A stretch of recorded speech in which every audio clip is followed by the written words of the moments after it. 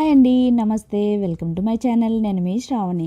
ఇవాళైతే నేను పొటాటో అలానే పీస్ రెండు కలిపి రెస్టారెంట్ స్టైల్లో అయితే గ్రేవీ కర్రీ ఎలా చేసుకోవాలో చూపించేస్తాను.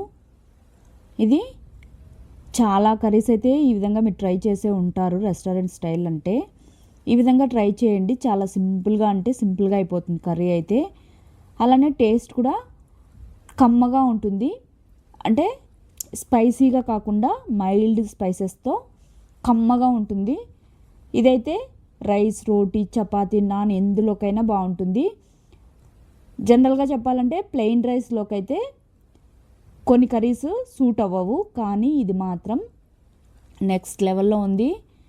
నేనైతే ప్లెయిన్ బాస్మతి రైస్తో అయితే తిన్నాను. చాలా అంటే చాలా టేస్టీగా ఉంది.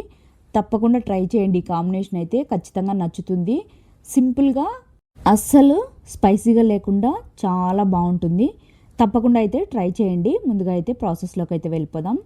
ఇక్కడ నేను బంగాళాదుంపలను అయితే ఈ విధంగా మీడియం సైజులో ఉన్నవైతే వాష్ చేసి ఒక బౌల్లోకి తీసుకున్నాను. అలానే పీస్ కూడా అంతే.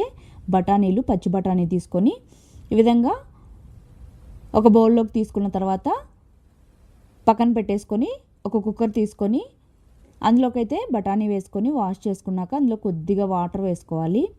అలానే బౌల్లో అయితే పొటాటోని పుంచుకొని కొద్దిగా వాటర్ వేసుకొని మీడియం ఫ్లేమ్లో ఒక్క విజిల్ రానిస్తే సరిపోతుంది. తర్వాత అయితే ఇక్కడ మనం ముందుగా అయితే మసాలా ప్రిపేర్ చేసేసుకుందాం. మిక్సీలో వెల్లుల్లి, అలానే పచ్చిమిర్చి, తర్వాత బ్రౌన్ ఆనియన్స్, కొద్దిగా క్యాష్యూ నట్స్ అయితే ఈ విధంగా ముందుగానే నానబెట్టి పెట్టుకోవాలి. తర్వాత ఒక 3 టమాటాలు అయితే వేసేసుకోవాలి కట్ చేసేసుకొని. అలానే కొద్దిగా అల్లం వేసుకొని మొత్తం మిక్సీ పట్టేసుకోవాలి. ఈ విధంగా మిక్సీ పట్టుకున్నాక పక్కన పెట్టేసుకోవాలి. తర్వాత అయితే ఇక్కడ చూడండి, మీడియం ఫ్లేమ్లో ఒక్క విజిల్ రానిస్తే సరిపోతుంది. ఈ పొటాటో అనేది పర్ఫెక్ట్గా కుక్ అవుతుంది. అంటే ఇక్కడ ఈ కర్రీకి అయితే పొటాటో అనేది మరీ మెత్తగా ఉడకకూడదు. కాబట్టి ఈ విధంగా బౌల్లో కొద్దిగా వాటర్ వేసుకొని కుక్కర్లో పెట్టుకున్నామంటే పర్ఫెక్ట్గా అయితే కుక్ అయిపోతుంది. అందులోనే మీడియం ఫ్లేమ్లో ఒక్క విజిల్ రానిస్తే సరిపోతుంది. నేను ఇక్కడ చూపిస్తున్నాను కదా, చూడండి. పైన చెక్కు తీసుకొని ముక్కలు కట్ చేసిన తర్వాత కూడా చూడండి ఎంత పర్ఫెక్ట్గా ఉందో. ఈ విధంగా ఉండాలి. తర్వాత కర్రీలో కూడా కాస్త ఉడుకుతుంది కాబట్టి చెదురైపోకుండా మంచిగా పర్ఫెక్ట్గా ఉంటుంది ముక్క అనేది. తర్వాత అయితే గ్రేవీ కోసం స్టవ్ మీద కడాయి పెట్టుకొని ఆయిల్ వేసుకొని జీలకర్ర, కరివేపాకు వేసుకోవాలి. తర్వాత సన్నగా చాప్ చేసుకున్న ఆనియన్స్ కూడా వేసేసుకొని కాస్త మగ్గనివ్వాలి. ఈ ఆనియన్స్ అనేవి సన్నగా కట్ చేసుకున్నా పర్లేదు, నేనైతే చాపర్లో వేసుకున్నాను. ఇది కాస్త ఫ్రై అయ్యాక మీరు కావాలనుకుంటే ఇక్కడే అల్లం వెల్లుల్లి పేస్ట్ అనేది వేసుకోవచ్చు. నేనైతే మొత్తం పేస్ట్లోనే అల్లం వెల్లుల్లి వేసి మిక్సీ పట్టేశాను. తర్వాత ఇక్కడ కొద్దిగా సాల్ట్, అలానే కారం, ధనియాల పొడి, పసుపు, కొద్దిగా గరం మసాలా వేసుకోవాలి. వేసుకున్న తర్వాత మంటను సిమ్లో ఉంచుకొని మొత్తం మంచిగా కలుపుతూ ఫ్రై చేసుకోవాలి. అడుగంటకుండా కలుపుతూ ఉండాలి.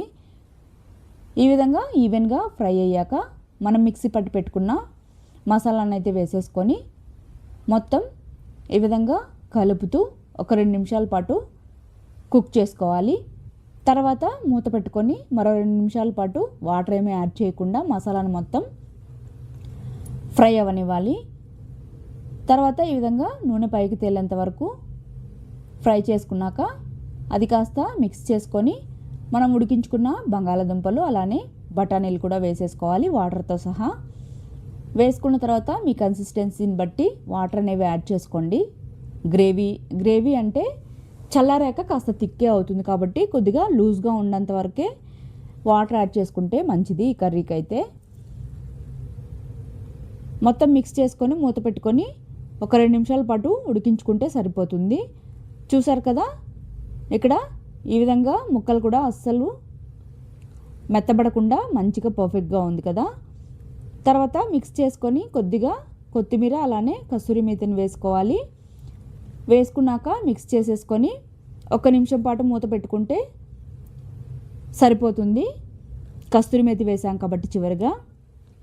తర్వాత ఫైనల్గా అయితే కొద్దిగా బటర్ కానీ నెయ్యి కానీ పక్కా వేసుకోవాల్సిందే. అప్పుడే మంచి టేస్ట్ ఉంటుందండి. నేనైతే నెయ్యి వేసుకున్నాను. ఆ క్లిప్ అయితే మిస్ అయింది.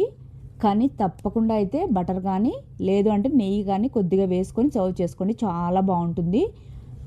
అంతే అండి, సింపుల్గా అయిపోయింది కదా, టేస్టీగా కూడా ఉంటుంది. సో తప్పకుండా ట్రై చేయండి. అలానే మన ఛానల్ అయితే సబ్స్క్రైబ్ చేసేసుకోండి.